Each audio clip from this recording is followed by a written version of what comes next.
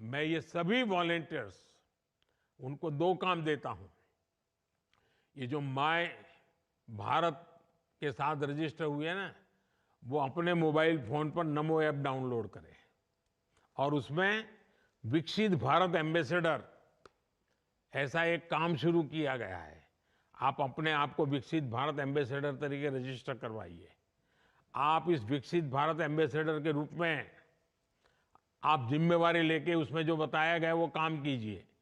रोज 10-10 नए लोगों को बनाइए और एक मूवमेंट कराइए। हम लोग ऐसे हैं जो, जैसे महात्मा गांधी के जमाने में लोग सत्याग्रही ज्वाइन होते थे, वैसे हमें विकसित भारत के वॉलेंटियर एम्बेसडर तैयार करने हैं जो विकसित भारत बनाने के लिए जो भी जरूरी है काम करेंगे। दूसरा, भाई भारत तो विकसित होगा लेकिन मेरी युवा पीढ़ी दुर्बल है, पूरा दिन भर टीवी के सामने बैठी रहती है, पूरा दिन मोबाइल फोन पर ही देखती रहती है, हाथ पैर भी नहीं हिलाती है। तो जब देश समृद्धि की तरफ जाएगा और मेरा युवा सशक्त नहीं होगा तो सब देश कैसे आगे बढ़ेगा, किसके काम आएगा। और इसलिए मेरा एक दूसरा आपको आग्रह है, जैसे नमो ऐप पर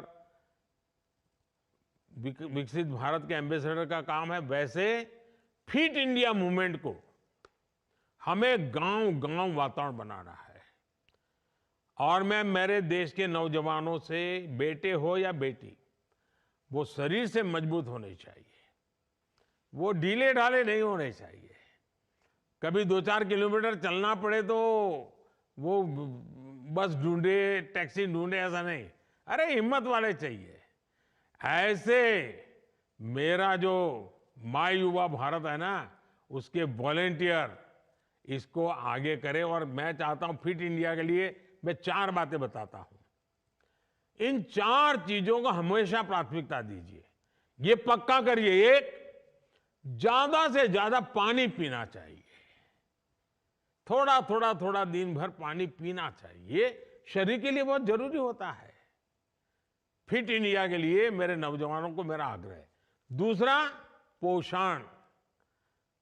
हमारा मिलेट्स कितना बढ़िया ताकत देता है जी, हम मिलेट्स को खाने की आदत डलाएं।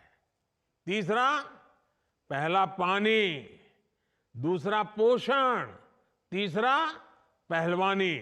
पहलवानी मतलब थोड़ा व्यायाम करो, कसरत करो, दौड़ो, जरा खेलकूद करो, पेड़ पर लटको, उतरो, बैठो, पहलवानी करनी चाहिए। और चौथा, पर्याप्त नींद। पर्याप्त नींद शरीर के लिए बहुत जरूरी है। इन 4 चीजों को तो फिट इंडिया के लिए हर गांव में कर सकते हो। इसके लिए गांव में कोई नई व्यवस्थाओं की जरूरत नहीं है।